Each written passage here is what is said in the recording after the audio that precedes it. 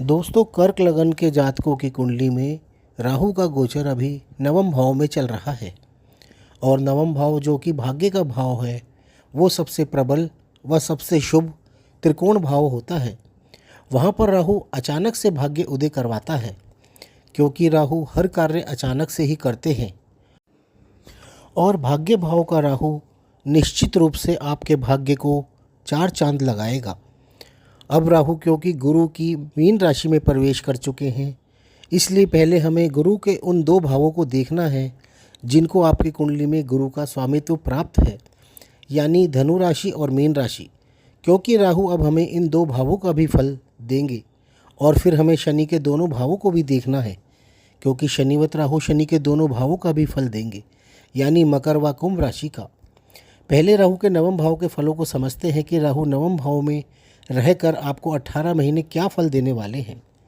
नवम भाव विदेश, उच्च शिक्षा, पिता, धर्म, भाग्य, आपके पोते पोती, माँ की बीमारी, आपके साले व साली का भी है।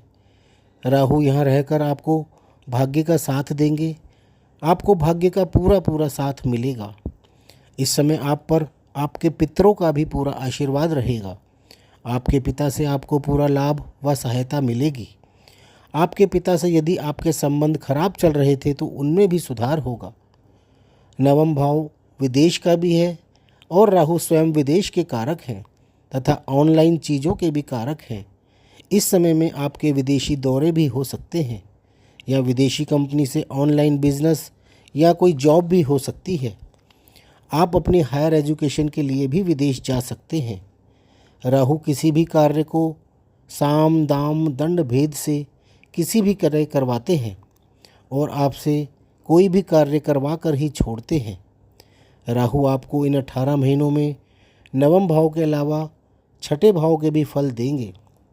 छठा भाव आपकी जॉब, आपके मुकदमे, लड़ाई झगड़े, आपके दुश्मन, कंपटीशन, आपकी बीमारी, आपके कर्जे या लोन, मामा मौसी तथा आपकी इम्यूनिटी पावर का भी है। छठे भाव में पाप ग्रह अच्छा फल देते हैं, लड़ने की शक्ति देते हैं। जैसे कोई युद्ध लड़कर जीत हासिल की जाती है, इसी प्रकार आप कंपटीशन क्लियर करके अपनी जॉब या कोई पद हासिल करेंगे। आप यदि लीडर हैं या कोई इलेक्शन लड़ना चाह रहे हैं तो उसमें भी जीत हासिल करेंगे। यदि आप किसी भी प्रकार की बीमारी से परेशान हैं तो उससे भी लड़कर उसे मात दे देंगे।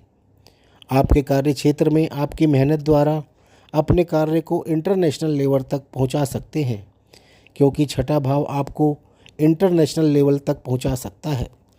आप अपनी जॉब में अपनी मेहनत द्वारा अपने कार्य का लोहा मनवा सकते हैं।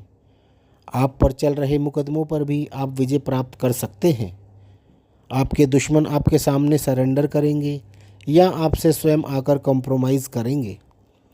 आप इस समय में अपने लोन ख़त्म कर देंगे जो किसी कारण से काफ़ी समय से आपको परेशान कर रहे थे। आपके ननिहाल पक्ष से आपको काफ़ी सपोर्ट रहेगी। 30 अक्टूबर 2023 से 18 मई 2025 तक का यह समय आपको बहुत लाभ देने वाला है। अब शनि के दोनों भावों के बारे में जानते हैं। शनि आपकी कुंडली में सप्तम व अष्टम भाव के स्वामी हैं।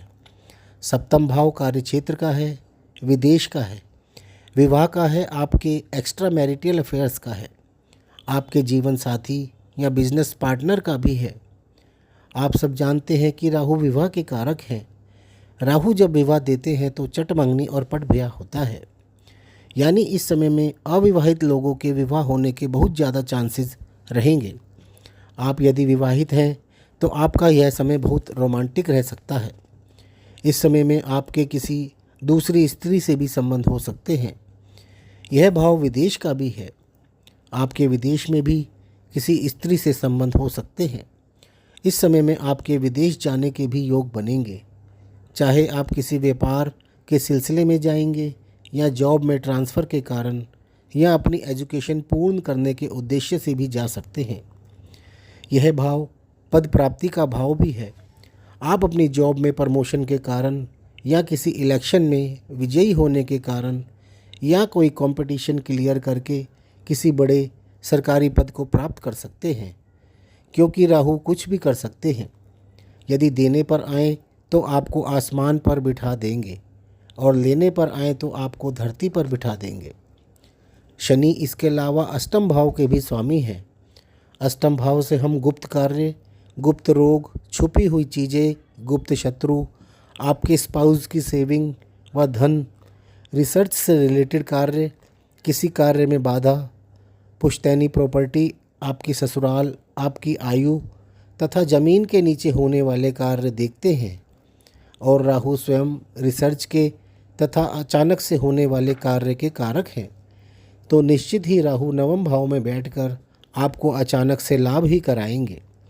आप इस समय में धन व प्रॉपर्टी का लाभ प्राप्त करेंगे। पुरखों की प्रॉपर्टी का हिस्सा मिलेगा। आपके पति या पत्नी को भी अपने घर से यानी आपकी ससुराल से अचानक से लाभ मिलेगा, या आपको भी आपकी ससुराल से लाभ हो सकता है। आपको इस समय में अपने खिलाफ रह रहे लोगों के प्रति सचेत रहना है, क्योंकि इस समय में आपके गुप्त शत्रु सक्रिय हो सकते हैं। रिसर्च रिलेटेड लोगों व खुफिया एजेंसी में काम कर रहे लोगों के लिए भी यह समय बहुत ही शुभ रहने वाला है। उनको अपने गुप्त कार्यों में सक्सेस मिलने के चांसेस रहेंगे। गुप्त रोग से रिलेटेड कोई भी प्रॉब्लम को लेकर भी सावधानी रखें। इस समय में आपके स्पाउस की सेविंग में भी बढ़ोतरी होगी। उनका बैंक बैलेंस या प्रॉपर्टी में भी इजाफा होगा। कुल मिलाकर कर्क लगन के जातकों के लिए राहु का यह गोचर बहुत ही शुभ जाने वाला है।